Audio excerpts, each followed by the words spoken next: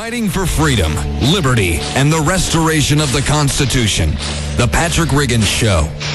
Call in now at 865-243-8255. That's 243-TALK. And now your host, Patrick Riggins. Welcome back to the Patrick Riggins Show.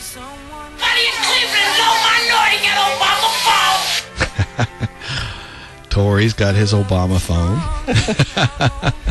No, mine is a LG, and that's U.S. Cellular. U.S. Cellular, who just happens to also be a friend of the station. So that worked out well. Total coincidence. Total coincidence. Nothing more. No, I do really like U.S. Cellular. That's has nothing to do with the station. They are good. I've had them since before I was here. So they're good. Yeah, I've not had any problems out of them. They could give me like something free for plugging them, I guess. Just some free minutes. Yeah, I don't need free minutes. I want like a free phone. Like a really nice phone, like one that will take me 6 months to figure out. And then the new one will be ready. And then the new one will be. You get the new one. And then it'll take, you just never get comfortable with the phone because it's always the new one coming out. So I think Apple pursues that same philosophy there. Seems to work out. Everyone's lined up to get them. No, I get the phone like selling, the big crank-up phone like on MASH. Yeah, exactly. Yeah. Have radar running it. All right. This segment, we've been kind of hinting around on this segment a little in regards to that. So, by now, I'm sure everyone has seen the video of the woman triumphantly announcing she has an Obama phone on the internet. If you haven't, just Google it, and I'm sure you'll find it rather easily. Now, a story ran in the Dayton, Ohio Daily News a little while back detailing the costs of this program in that state. And I want to read a little bit to you from this before we get to our calls here. The reporter is Josh Swigart, and he writes, a program that provides subsidized phone service to low-income individuals has nearly doubled in size in Ohio in the past year, now covering more than 1 million people. The size of the program in the state and profits to the increasing number of cell phone companies involved has exploded in recent months. The program, now this is just in Ohio, cost $26.9 million in the first quarter of 2012, the most recent data available.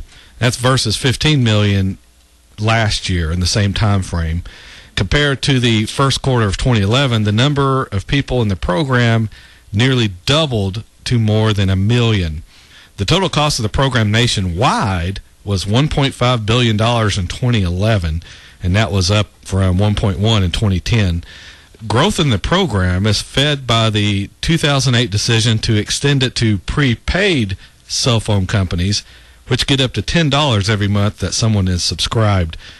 The number of cell phone companies offering the service in Ohio grew from 4 in 2011 to 9 currently, and 7 more awaiting approval from the Public Utilities Commission of Ohio. Gee, so you get more of the behavior you reward. You've never heard that on this radio show before, have you? In a swing state, too. Yeah, in a swing state. Now, Lisa Asbill. Yeah. Ring, ring, ring, ring, ring, ring, ring. Obama phone! I've got this. That's our talented show producer. All right, Elisa Asbill of Dayton, there in Ohio, she said, I'm unable to have a cell phone and I need one for emergencies. She said the 250 free minutes she gets per month through SafeLink isn't enough to use it for much more than emergencies, though. So she's got over 250 minutes, which is over 4 hours each month. Now, how many emergencies is this person having every month? Now, Asbill heard about the phone program about 6 months ago from a friend and has since told more people about it.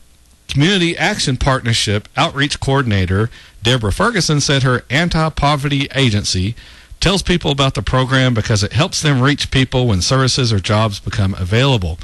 So we are actively trying to sign up as many people for this as we can. How about this? how about having the people stop by the agency every day to check to see if someone wants to hire them? It's because they really don't want a job. They're just going through the motions so they can continue to qualify for whatever government aid they're getting. If you said that every time these people, instead of giving them a phone and a number to call, every time they stop by the office to check to see if there's jobs available, if they'd hand them a lottery ticket every time they did that, you'd have a line out the door every day. The question is, and it really isn't a question, should our government be providing phone service for people? And the answer is flat out no. This is just another program that takes money directly out of my pocket and uses it to buy votes from someone else. Again, Congress, they could stop this immediately if they wanted to. You mean the government's not paying for it themselves? No. Well, we're paying. Government doesn't have money. They don't make money, you know. They just take ours. They don't make nothing or sell nothing or produce anything or. Actually, they take freedom, they take liberty, and we pay them for the privilege of them doing that. So that's the nice thing about our government. Here's that full video quote if you've not heard it. Obama. You got Obama phone? Yes, everybody in Cleveland, no minority got Obama phone. Keep Obama in president, you know. He gave us a phone. He gave you a phone? Do more. How did he give you a phone? You sign up if you on food stamps, you on Social Security, you got low income, you disability. There you go. Get that Obama phone. We'll go to David here in Knoxville. David, you're on the Patrick Riggin Show. How you doing? Doing just fine this morning. Are you using your Obama phone? Rather. Say what? I said this afternoon I'm doing just fine. Oh, okay. Great.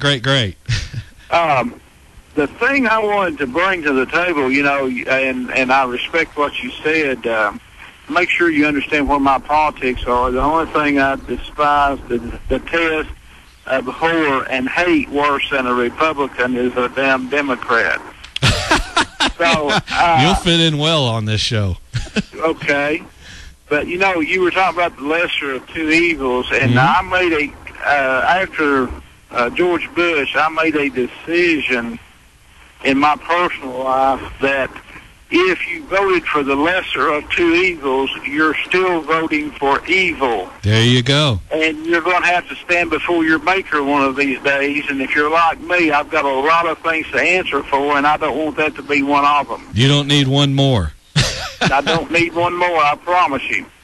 You know, another thing you said, you were talking about how the Obama administration blames the Bush administration. Sure. And to a certain extent, that is very true because not all of them, but a lot of these programs, a lot of these things that have been put in place are things that the Bush administration started and the Obama administration finished and added upon. Yeah, they just continue. Yeah. It's like Guantanamo Bay. He said he was going to close that, and he didn't. Well, let me explain to you. The same people pulling the strings every time George Bush opened his mouth are the same ones pulling the strings when Obama opens his, and will be the same ones pulling the strings when Mr. Romney opens his mouth if he is to be elected. Sure. You know, until we do three things, and that is utterly destroy the Republican and the Democrat Party, as well as the Federal Reserve, this nation is in for hell on earth. You know, there's a program out called Hell on Wheels. Well, this is going to be hell on earth. Yeah. With what they are doing to us as a nation right now, what they have done to us over the last 150 years particularly. And until the American people wise up and get smart enough to figure out and stop listening to the TV and what they read in the Knoxville News Pravda and things like this, until they figure out that 99.9% of what they hear from these folks is going to be an outright lie or a little truth mixed in with a lie to make it sound good, then what are we going to do, my friend? That's the question. And unfortunately, thanks for the call there, David. I appreciate it. I'm going to let you go here. We're right up on the break. Yeah, unfortunately, that's the question. What do we do? And it sounds depressing, but unfortunately, I think we're going to get to a default before we get to anything that's going to fix what's going on. Anyway, we're up on the last break here. and we'll get to a couple more calls when we come back from the break. We'll be talking about that Obama phone here, too, here again. We'll take your calls on that here in this last break, 865-243-TALK, 865-243-8255. This is Patrick Riggins at the Patrick Riggins Show. We'll be right back. Interactive modular ring, ring, ring, ring, ring, ring, ring.